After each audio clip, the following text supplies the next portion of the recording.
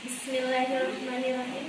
Yang saya hormati dosen mata kuliah dakwah Islamiyah Ibu Nok Munawarah MPD dan teman-teman sekalian kelas PAI 3. Assalamualaikum warahmatullahi wabarakatuh.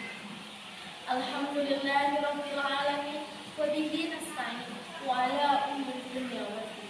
Wassalatu wassalamu ala asrofil anbiya'i wal mursalin wa ala alihi washabbihi ajmain. Amma ba'd. Yang pertama, mari kita panjatkan puji syukur atas kehadiran Allah Subhanahu wa taala yang telah memberi kita beribu-ribu nikmat, mulai dari nikmat iman, Islam maupun Islam. Yang kedua, sholawat serta salam semoga tercurah limpahkan kepada baginda kita, yakni Sayyidina Muhammad Sallallahu Alaihi Wasallam. Karena dengan ajaran ini kita dapat membedakan mana yang hak dan mana yang batil. Dan tak lupa kepada para keluarganya, para sahabatnya, sampailah kepada kita selaku umatnya. Amin, amin, ya rabbal alamin. Alhamdulillah, dalam kesempatan ini insyaallah saya akan membawakan tema yang berjudul sabar menghadapi ujian.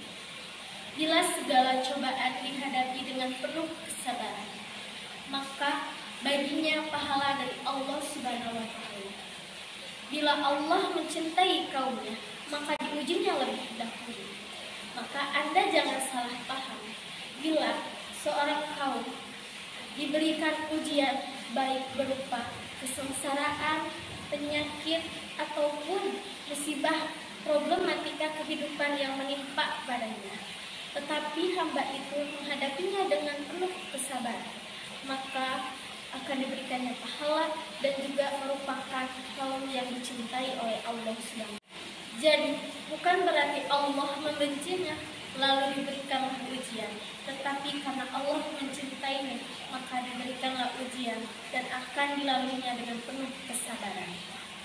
Berdasarkan dengan berkaitannya dengan sabar di atas, Nabi Shallallahu Alaihi Wasallam bersabda, sabar adalah sebagian dari iman, merupakan kepala dari tubuh. Dengan ujian yang menimpa pada seseorang, maka haruslah kita jalani dengan penuh kesabaran.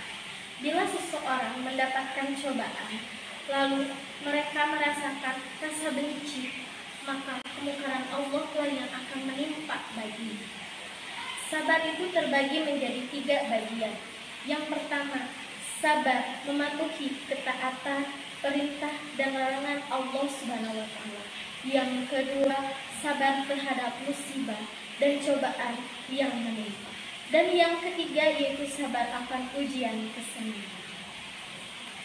Yang pertama yaitu sabar dalam patuh kepada Allah Subhanahu wa taala.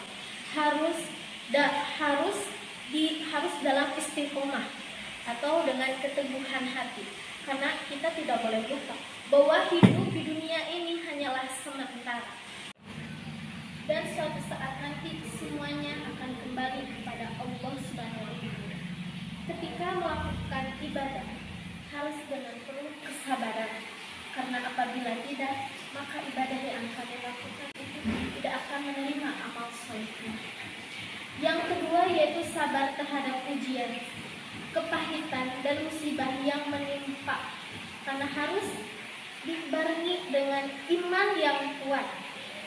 Kita semua harus mengimani takdir yang telah digariskan, karena manusia hanya berencana dan berusaha, dan Allah lah yang menentukan. Yang terakhir yaitu sabar saat senang. Hal ini banyak dilupakan oleh seseorang, padahal kesenangan, kebahagiaan harus serta-merta juga diiringi dengan kesabaran. Karena kalau tidak, bisa jadi bosan dan bahkan kita lupa bahwa telah karunia Allah yang telah Allah berikan kepada kita.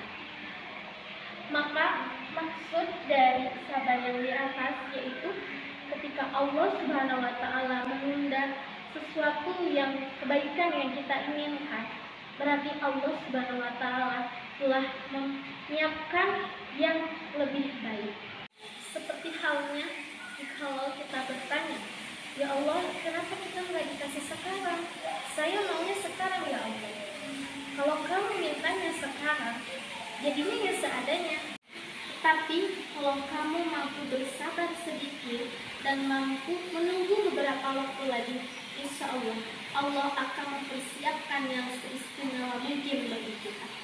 Rabbana atina fid dunya hasanah wa fil akhirati hasanah wa qina adzabannar. Mungkin cukup sekian dari saya. Mohon maaf kurang lebihnya. Semoga senantiasa kita dapat menjadi insan yang sabar. Wallahu muwaffiq ila aqwamit thoriq. Wassalamualaikum warahmatullahi wabarakatuh.